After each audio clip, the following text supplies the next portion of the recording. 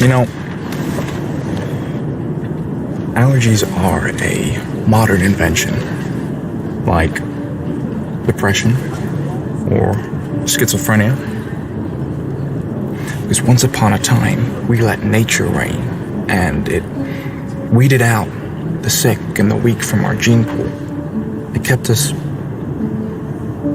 pure. These days, well, there is a drug for everything.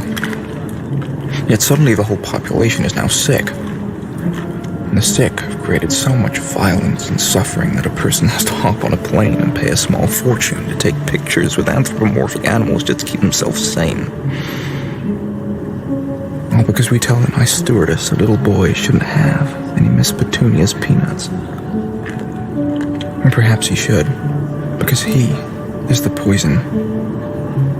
And this is the cure. So, Peanut?